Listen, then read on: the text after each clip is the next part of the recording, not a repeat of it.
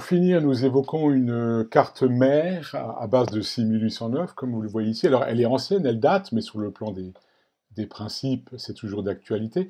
Donc là, vous avez le read-write, le bus de données, le bus d'adresse de 6809, et vous voyez que, en fait, ces différents bus sont connectés sur ici une 2764, donc une UV-prom de 8 kg, ici une 6264, une RAM statique de 8 kg, et puis ça, c'est un 6840. En fait, c'est pas un composant mémoire, on verra un petit peu tout à l'heure à quoi ça correspond, mais c'est quand même un composant qui est décodé comme si c'était un composant mémoire. Il a une adresse, comme si on avait affaire à une mémoire, mais fonctionnellement, ça a un autre intérêt. Ici, un 6522, c'est un périphérique d'entrée-sortie.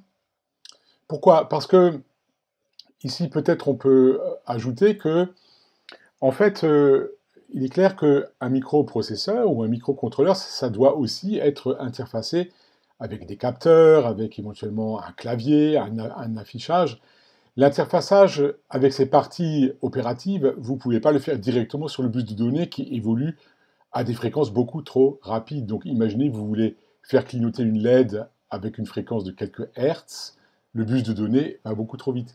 Donc il faut pouvoir interfacer le microprocesseur avec le monde extérieur, et ces composants-là, le 6840, le 6522 et le 6850, en fait, sont de tels composants d'interfaçage. Ici, le 6850. Vous voyez que, d'abord, ils sont décodés en adresse comme si c'était des composants mémoire, mais ils ont des rôles qui sont un petit peu différents.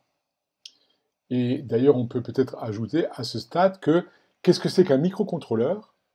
Un microcontrôleur, en fait, c'est l'intégration sur une puce, une seule et même puce, donc unique, d'un microprocesseur comme le 6809, d'une certaine partie de ses périphériques, et éventuellement encore au moins d'un petit peu de mémoire. Donc, en fait, un microcontrôleur, c'est une sorte de système numérique sur une puce unique, mais sur un plan conceptuel, c'est jamais qu'un problème d'intégration dans du silicium sur un seul circuit intégré.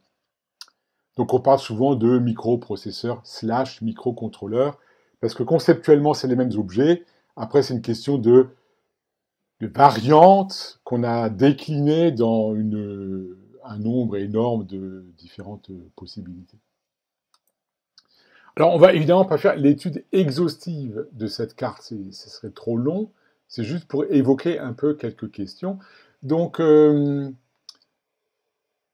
si vous regardez attentivement, j'espère que c'est lisible. Là, vous voyez que vous avez les 3 bits d'adresse A15, A14, A13 qui rentrent sur les entrées de sélection du 74-138.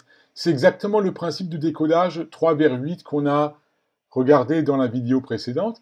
Et ça, c'est les différents chips select qui vont sur les différents boîtiers. Alors bien sûr, je vous laisse le soin de regarder comment c'est connecté. Par exemple ici, cette liaison-là, c'est la ligne Y7 qui correspond à 111 sur A15, A14, A13, qui est directement connectée sur l'UV-prom, la 2764. La ligne Y6, elle correspond au chip select de la 6264. Et si ça vous intéresse, vous pourrez regarder le décodage pour tous les composants. Ici, il faut voir aussi que quelquefois sur les boîtiers, vous pouvez avoir plusieurs entrées de chips, plusieurs chips select. Mais en l'occurrence ici, vous voyez qu'un des deux est mis à 1, donc il est toujours valide. Et finalement, si vous en avez plusieurs, il suffira, si vous en avez deux, il suffira d'en utiliser qu'un seul en entrée et de valider en mettant à 1 ici celui que vous ne voulez pas utiliser. Voilà encore un autre chip select qui rentre sur le 6840 et ainsi de suite.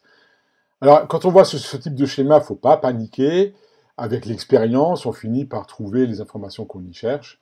Évidemment, ça demande un peu de patience et surtout de la pratique. Alors, qu'est-ce qu'on peut dire encore? Alors, si on revient un peu sur les composants qu'on découvre ici, ben voilà, le 6850. Là, vous avez un signal qui s'appelle RX Data. Parce que ce composant, en fait, oui, le RX Data, il est aussi, en fait, complété sur le composant par un takes data. Ça veut dire receive data et transmit data.